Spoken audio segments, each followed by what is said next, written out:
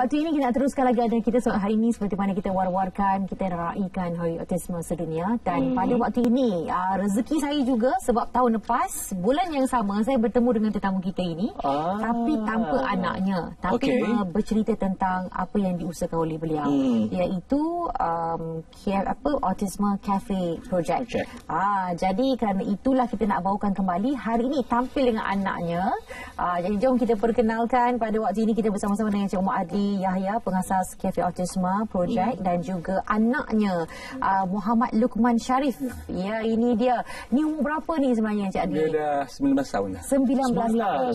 Okey. Mengusahakan Cafe Project ni dalam 3 tahun lebih kurang. Dan kita nak imbas balik lah apa yang telah dikongsikan juga sebelum ini. Macam mana boleh mulanya projek ni?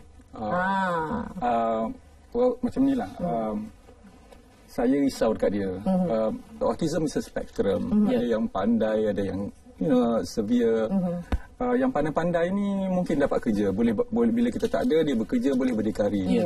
Tapi yang tengah-tengah ni nak cakap pandai pun sangat tak, nak cakap severe pun tak. Tapi yang macam grup macam ni, macam mana dia nak hidup sekejap lagi?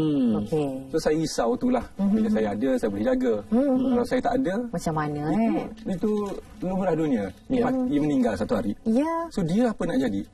So saya set up cafe ni memang awal-awal ni memang untuk dia. Lepas tu dikembangkan lagi untuk bagi peluang pada budak-budak lain dah. So kami di kafe tu kami ambil budak ni bekerja di sana. Bekerja benda mudah lah. Dia tak perlu, budak-budak macam grup macam ni tak perlu bagi kerja-kerja payah, basuh pinggan, mop lantai, bersihkan tebel, cuci garbage bin tu, macam benda-benda mudah. Tapi benda-benda mudah tapi perlu. Siapa nak makan pinggan kotor kan? Mesti ada orang basuh kan? Dia basuh. Seronok dia tengok. Tadi fokus pada wajahnya. Dia berhenti sekejap. Okey, sekarang apa yang dia buat? Apa yang dia buat ni sebenarnya? Saya ni nak latih dia berdikari. Mungkin tak 100%. Bila saya tak ada, maybe 50% pun saya dah alhamdulillah dah. So saya nak cari kemahiran dia. Mak bapak kena cari kemahiran apa yang dia boleh buat bila kita tak ada. So dia ni saya notice dia sangat sabar dan dia menurut kata. Dan dia suka benda berulang-ulang. Saya cari apa benda So saya rasa bracelet ni betul lah dia buat benda sama tau. Dia berulang. Repeated. Dia suka benda tu. Dia can spend benda ni 3-4 jam suka-suka hati dia buat ni. Berapa banyak dia boleh siapkan? 3-4 jam. Kalau banyak dalam 30 bracelet dia boleh siapkan. Dia macam ni tau. Dia ni kita ni nak tengok bracelet tu sebab kita macam ni kan. Kita kena tengok. Saya ni nak fokus, nak suruh dia tengok, nak suruh dia fokus kan. Apa-apa kita buat, kita cari jalan biar dia fokus, Tapi dia bukan masalah. Dia bila dia dah tahu kan, dia tak perlu tengok. Dia ambil letak. Kalau tengok yang disusun juga ni semuanya ikut turutan biru, putih. So itu mengajar mereka fokus. Mengajar mereka bagaimana ialah memastikan benda itu disusun dalam satu tempat yang betul. Dia mak bapak kena cari jalan. Dan macam mana nak buat biar benda tu boleh improve dia. So benda ni macam cakap lah, fokus kan. Dia kena atur-atur. Lepas tu kita ubahlah pattern dia. Kita nak kembangkan dia berkira. 1-2 pattern lain, 1-2 pattern lain, 1-2. Kita kembangkan. Tapi mak bapak tahu. Bukan cikgu, bukan terapis, atau mak bapak. Itu peranan mak ibu bapa yang luang masa lebih banyak dengan anak. Dia pergi terapis 4 jam katakanlah. 20 jam lagi dengan siapa? Mak bapak kena jalan. Dia boleh buat ni 1000 pieces. Tapi dia boleh buat. Nak pasarkan, nak bagi orang beli siapa? Mak bapak. Untuk papan yang untuk kaedah yang digunakan ini memang ada papan khas ke ataupun? Papan khas. Saya cari di Kelang hari itu. Dapatlah. Sebab alhamdulillah. Alhamdulillah. Dia kita kena cari jalan biar kita ni dapat visualize. Dalam fikiran kita dapat visualize. Pada dia saya rasa elok dia nampak. So bila ada papan ni, design dia akan nampak. So dia boleh tiru. Selain pada susun manik seperti ini, apa lagi kaedah yang boleh kita ketengahkan khususnya ataupun Luqman ya? Pada dia saya cakap pasal dia mungkin anak-anak lain, anak-anak di luar sana pun ada macam dia. Kita tengok apa benda. Dia dulu buat Luqman buat. Dia dulu dia punya fine motor skill yang depan ni lemah. Hujung-hujung jari ni kita panggil motor skill. Maknanya dulu kalau dia nak pegang ini tak boleh, dia jatuh. Dia tak kuat. Basuh pinggan pun kalau pegang pinggan tu kan dia akan jatuh. So apa yang kita buat, saya cakap mak bapak ni paling mustahak. Macam di rumah kalau basuh pinggan kami suruh dia, tak apalah jatuh pun tapi tak kita pandailah, janganlah 10 pinggan pecah pula kan. So kalau dekat sink tu kita suruh dia rendahkan sikit. Ni kita ada ini yang mana? Ni dia buat manik. Dia buat manik ni dekat kafe kami lah. Di Puchong tu. Okey, dan difahamkan. Saya terima kasih banyaklah volunteer Malaysia bagi kita tempat untuk beroperasi sini. Wah, alhamdulillah di Puchong dan difahamkan akan digerakkan, diperluaskan ke tempat lain pun. Ya, kami 14 hari bulan ni kami akan beroperasi di SACC Mall di Head Start Academy. Ya. Okay. Bagaimana feedback ataupun reaksi orang awam datang ke kafe dan melihat inisiatif yang dilakukan ini? Alhamdulillah, ada ramai nak hantar. Bila dia tengok kita ni, saya cakap itu mak bapak selalu lepaskan tanggungjawab ni. Saya tak cakap semua ya. Ada yang kebanyakan jumpa lepaskan pada orang lain. Tak boleh, kita ni anak kita kena jalan. Kita kena jalan, kena rancang awal-awal. Bila dia datang ke kafe, dia tengok macam ni.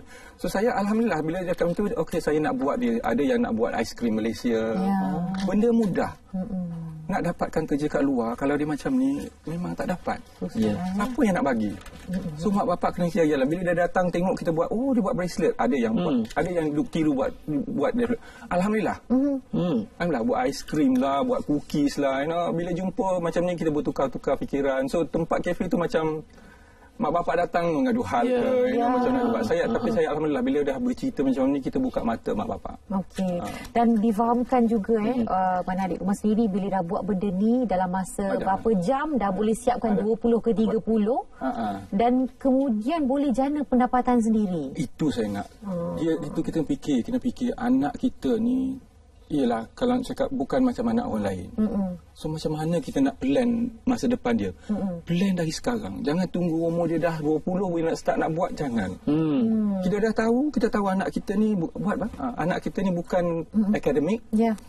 Cari yang kemahiran hidup. Apa yang dia boleh buat? Okey. Abang sendiri dilatih buat ni daripada umur dia berapa? Sekarang 19 kan? 2 tahun lepas. 2 tahun lepas. Kami dapat ada volunteer tu nama Nicole yang datang discuss dan datang di pandai. Saya tak reti buat ni. Awal-awal dulu so ini macam benda-benda perempuan sikit lah. Tapi tak bukan masalah saya ni. So dia datang ajar. Lama-lama saya pun pandai. Pandai tu ajar dia. Ajar dia dan budak-budak lain. Baik. Dan perkara-perkara yang macam ni sebenarnya diperlukan dengan istilah macam try error, maknanya dicuba. Mana satu yang boleh mendorong anak tu fokus. Mak bapak kena tengok.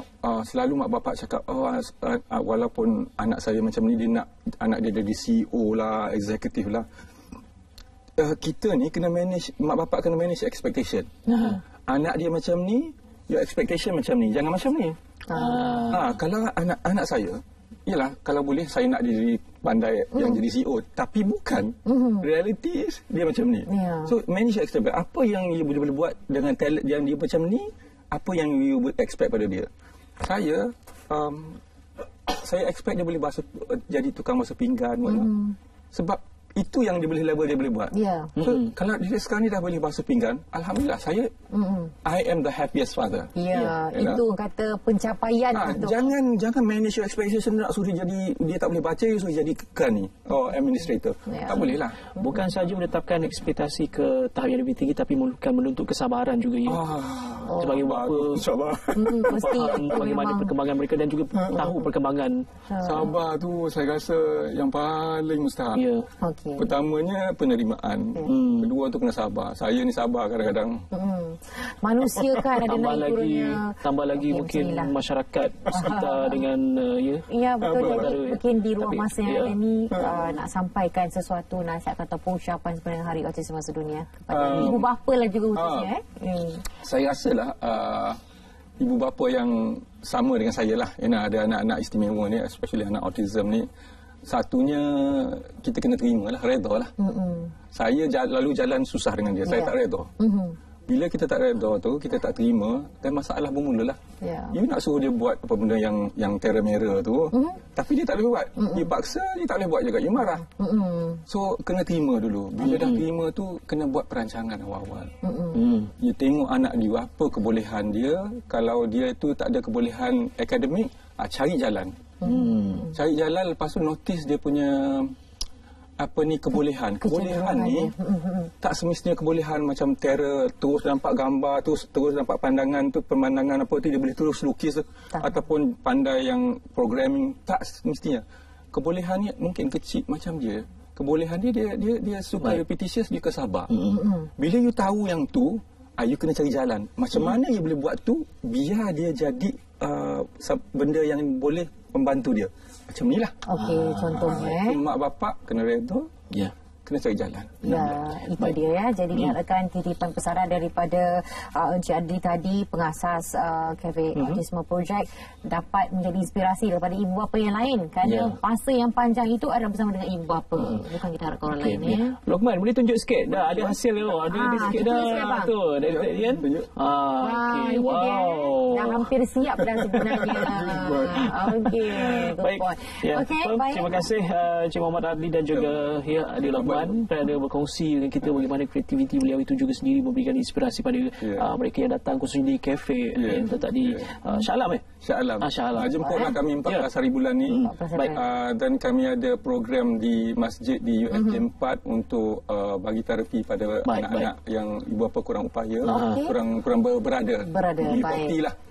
Lepas tu kita ada pameran di Masjid Jamek 6 hari bulan ni dan di Hallmark di KL. Baik, jadi itu dia. Dapat lagi berlanjut, senang saja typekan saja berkaitan dengan Autism Cafe Project. Pasti akan dapat informasi di situ. Baik, kita nak berehat seketika dan kemudian kita akan bawakan pula cabaran guru autisme itu sendiri.